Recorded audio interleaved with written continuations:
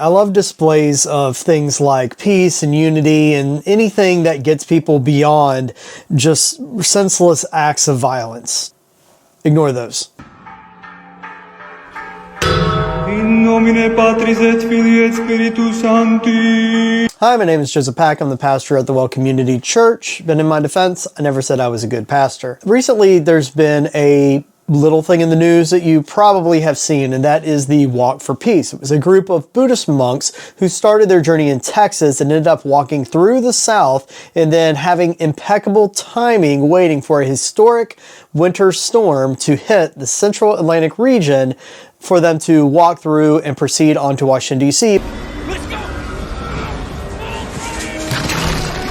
For now returning back to Texas. In general, I'm kind of a fan of grand displays of principle. I mean, there's something about individuals who feel very strongly about what they believe and who are willing to actually act on those convictions that I find intoxicating. And I think that honestly is what actually attracted some people to what these Buddhist monks were doing with the Walk of Peace. You see, these individuals weren't just doing the typical thing of putting on some TV program or of doing a protest or having a fundraiser or anything like that.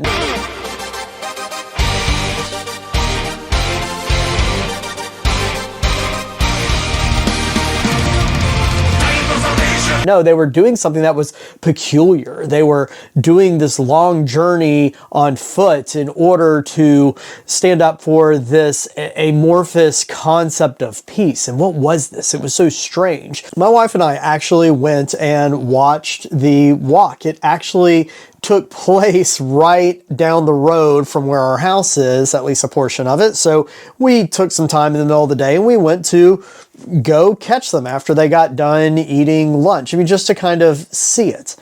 To me, the attraction is as part of the human experience. I mean, there's just these things that are kind of odd or quirky or weird. They're a little bit different than your mundane day-to-day life, and we should go check those things out. But I can tell you when you're there, you saw all types of individuals. There was one guy who was holding a sign and he waited for the monks to walk by. All I'll say is this was a very large man that was walking around in a liturgical stole around his neck with no socks on his feet, but he was wearing his Crocs in the middle of the frozen tundra of Central Virginia. So draw your own conclusion. But everybody else was pretty normal, and they came from all over the place. There was even a news crew from Canada that was sitting in the middle of rural Virginia for some reason, catching these individuals. Like, of course, you had a number of individuals that were just morbidly curious in what was taking place. But I don't want to talk about that. What I want to talk about is the actual heart behind what's taking place, because there were a lot of people who had different ideas about what was actually taking place. The thing was just called the Walk for Peace. And what I thought was fascinating was looking at how different individuals took that title and then they kind of ran in their own direction. So you had individuals who were taking this and they were applying it to politics. And they were seeing this as some kind of indictment against our elected officials. You got a second group of people who were looking at something that was maybe somewhat connected to that, and it was really just the idea of global peace, like protesting global conflicts, things in Ukraine and in the Middle East and all over the world, things that are happening, and saying, well, this is almost like a march. It's a march, you know, for peace and to avoid war and conflict and things like that. One of the last things I felt like you saw were individuals who were seeing this as some sort of commentary on social causes, especially with everything going on in the news today when it comes to ICE and some of the actions of federal agents in different metropolitan areas. And people were connecting the dots in between a lot of these headlines that were in the 24-hour news cycle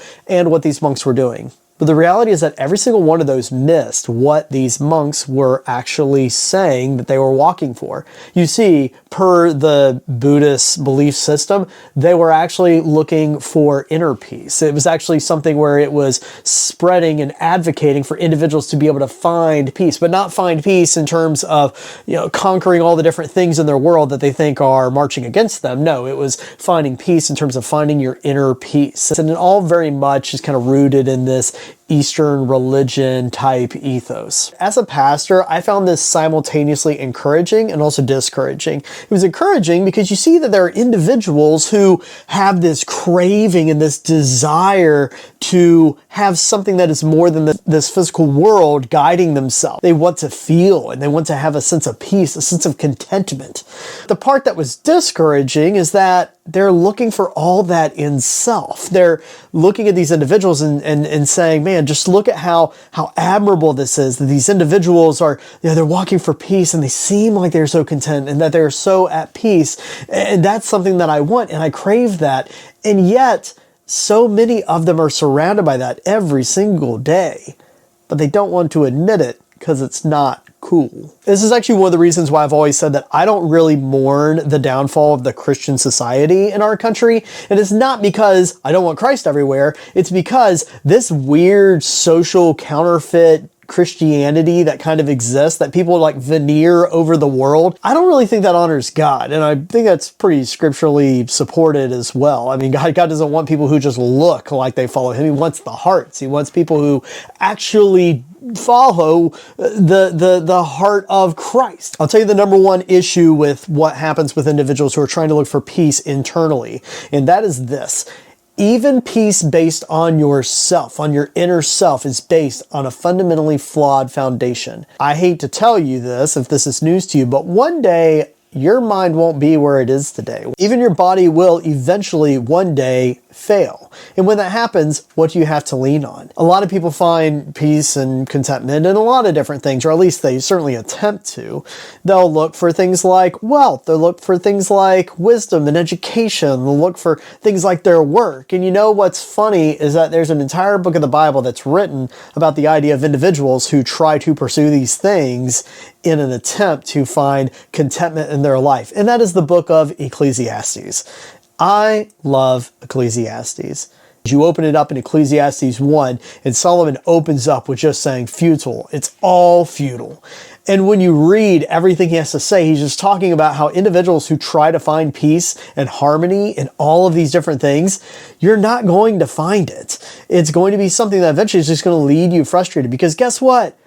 The world kind of sucks sometimes. And I hate to word it that crassly, but sometimes you just need that wake-up call. This idea of like bubblegummy Christianity, that everything's going to be good if you just kind of follow Christ, and if you hermetically seal yourself off in this little Christian bubble and everything, that you can just live this content life. This is not reality. Christ himself said in multiple different ways, multiple different times, that either I'm sending you out amongst wolves, and you will be persecuted, that people will reject you. And so the idea that you could just seal yourself off in some kind of little world and everything can be perfectly fine, that is complete fantasy. And I think one of the reasons why you see Christ say that over and over again is because you're never going to find that peace and contentment that you desire by trying to dive into works. Even if they're good, righteous, churchy works, you're not going to find it there. I mean, look, let's just see what Jesus had to say about it. In John 16, verse 33, he says this, I have told you these things so that in me you may have peace. You will have suffering in this world. Be courageous. I have conquered the world. So right there, you have a pretty clear message from Christ that he has come to conquer this world. And that includes all of the parts of the world that people try to find a sense of peace in. And I think therein lies the concern that I have with how so many people have reacted to this walk of peace. It's not the idea that peace is bad. Peace is awesome. I think it's something that is actually very natural. What we actually end up seeing, again, in that book of Ecclesiastes, is that God has placed eternity in our hearts. Put another way, it's that God has built into us as creations this God-shaped hole in our hearts. And a lot of people will go their entire life trying to shove things in that God-shaped hole, and in doing that, they're going to feel like they are never completely whole, like they can't ever attain that level of contentment that they desire, that they were actually created to be able to experience. But Christ fills that void. He's the one who fills that God-shaped hole because he is God, and he desires to have a relationship with us. And it is having that relationship with Christ that allows us to be able to overcome all things. Let's go back to the good book again. As I sat here and said that last phrase, you may have heard that, and immediately a verse may have come to mind. That is that I can do all things through Christ who gives me strength. But look at what the couple of verses just before that actually say, and I think it brings a lot of context to what we're talking about. Philippians 4 verses 11 through 13 say this,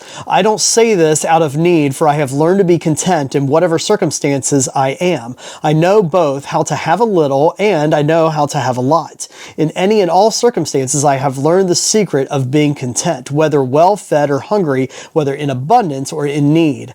I am able to do all things through him who strengthened me. Now, when you sit here and you look at that, it's very clear that Paul is not talking about the idea that you can do all things as in you can ace that test or you can run that race or you can get that new personal best in some kind of competition or sport or video game. I promise you, Paul doesn't care about how many reps you get in the gym. Instead, this idea of being able to do all things is connected to the concept of contentment and being able to do with whatever God has blessed you with. And that is an important distinction, because what is being stated here is that I can do all things through Christ who strengthens me. The operative thing in there is not I can do, it's through Christ who strengthens me. That's the operative part of that verse that everybody seems to get completely backwards. It's that Christ strengthens us, and he's the one who fills all voids so that we are at peace and we are content. And when you are at peace and you are content, you can do anything because nothing can stand in your way. Nothing could rob you of the thing that motivates you and convicts you and that keeps you going. That is the whole point of this message right here, and it's really the desire of what we should be after as Christians who want contentment.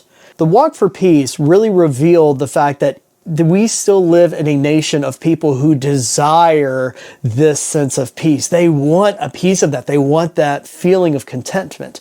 And once again, I have to state that this makes total sense because God made us this way.